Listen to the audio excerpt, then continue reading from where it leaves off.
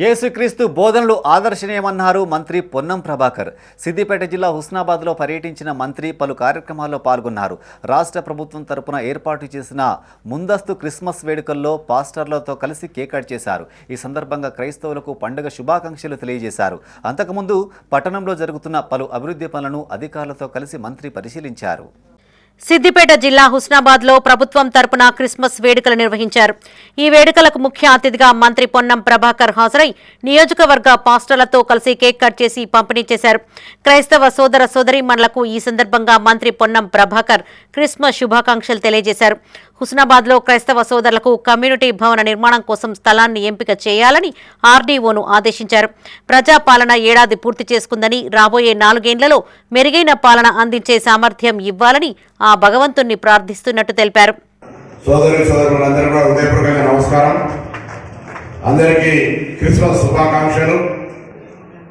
మీ అందరి ఆశీర్వచనంతో ప్రార్థనతోటి నియంతృత్వానికి వ్యతిరేకంగా ప్రజాపాలన రావాలని కోరుకున్నాను కాబట్టి పాలన వచ్చింది. మత విశ్వాసం, యేసు ప్రభు యొక్క ఆలోచన విధానం నిత్య నూతనంలో 2000 సంవత్సరాల కింద జన్మించినప్పటికీ కూడా ఇప్పుడు కూడా వారి యొక్క ఆలోచన విధానాన్ని మనందరం కూడా తీసుకొని ముందుకు పోతా ఉన్నాం.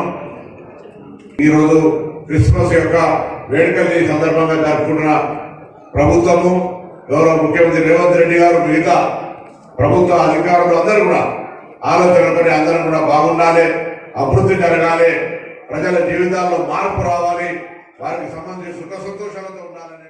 సిద్దిపేట జిల్లా హుస్నాబాద్లోని బస్టాండ్ కాంప్లెక్స్ రోడ్డు విస్తరణ పనులను అధికారులతో కలిసి మంత్రి పొన్నం పరిశీలించారు. బస్టాండ్ కాంప్లెక్స్ నిర్మాణ పనులను త్వరితగతిన పూర్తి చేయాలని ఆర్టీసీ అధికారులను ఆదేశించారు.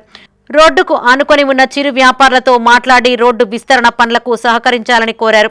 చిరు వ్యాపారులకు ఇబ్బందులు లేకుండా చూడాలని అధికారులను ఆదేశించారు.